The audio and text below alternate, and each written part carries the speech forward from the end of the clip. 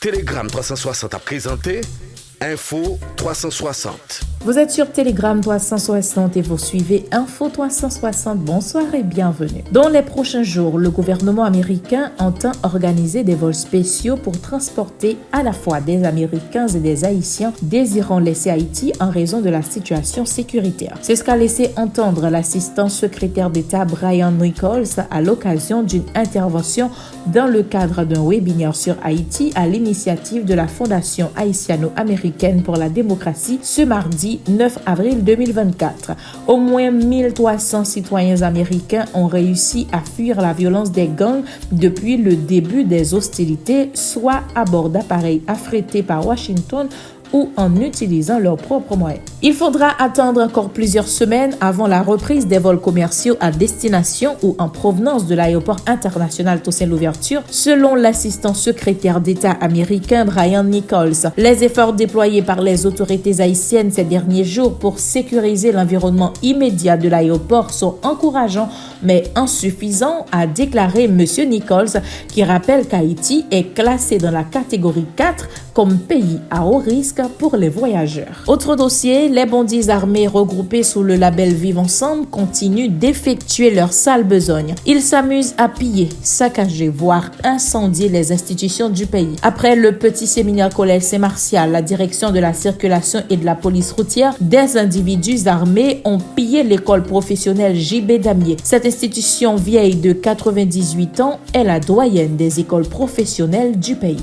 Sachez que la première église baptiste de Port-au-Prince a été mise à sac par des gangs armés. Sans égard pour ce patrimoine de 188 ans, les bandits ont volé ses équipements de sonorisation, d'informatique, de musique, entre autres. Autre information, le chef de gang de Canaran et ses hommes ont démoli dimanche le sous-commissariat de police de Bon Repos, abandonné depuis plusieurs semaines après l'attaque qui avait coûté la vie à 4 policiers. Les bandits de Canaran ont commis leur forfait en représailles à la mort de plusieurs bandits abattus au cours du week-end par les forces de l'ordre. À l'initiative du groupe Croissance SA et d'autres partenaires, la première édition du Sommet international de la finance dans la diaspora a eu lieu les 6 et 7 avril 2024 en Floride, aux États-Unis d'Amérique du Nord. Les organisateurs, qui se montrent très satisfaits, estiment que ce sommet a permis de sortir du narratif actuel pour explorer le futur économique du pays.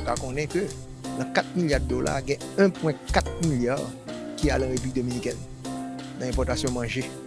Même si ce n'est pas là qu'il y a ici, dans l'argent qu'on y a là. Info 360.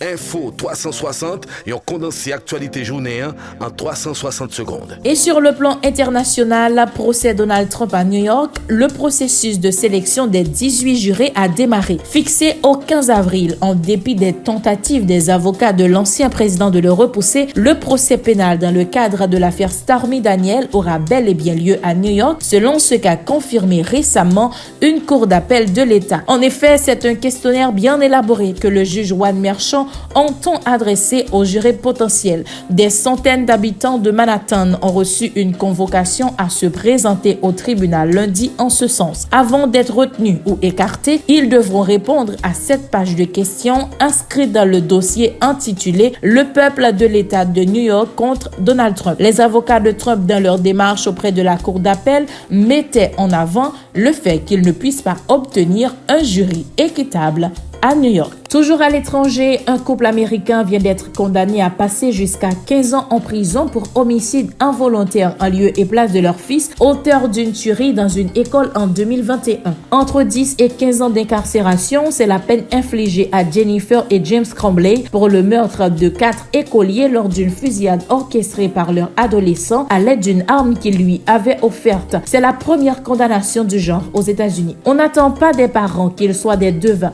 Ces verdicts confirment les actions répétées ou absence d'action qui auraient pu arrêter une catastrophe imminente, a déclaré la juge du tribunal de Pontiac dans le Michigan, Cheryl Matthew. La procureure avait demandé de prononcer les peines les plus sévères possibles contre les accusés en prenant en compte l'impact de leur négligence criante. Et pour finir en football, au terme d'une partie âprement disputée, le Real Madrid n'a pu arracher que nul face à Manchester City à domicile ce mardi 9 avril 2024. Les protégés de Pep Guardiola ont ouvert la marque très tôt dans la rencontre, soit à la 2e minute de jeu, avant que les merengues n'égalisent pour ensuite prendre l'avantage jusqu'à la fin de la première mi-temps 2-1. Résultat final 3-3 dans cette affiche de rêve riche en émotions au Santiago Bernabéu. Les joueurs de Carlo Ancelotti ont rendez-vous le 16 avril prochain en déplacement à l'Etihad Stadium pour une deuxième manche qui promet d'être aussi palpitante dans le cadre des quarts de finale de la Ligue des Champions. Info 360. Fin de cette page d'information avec Telegram 360. Merci de l'avoir suivi. Au revoir et à demain.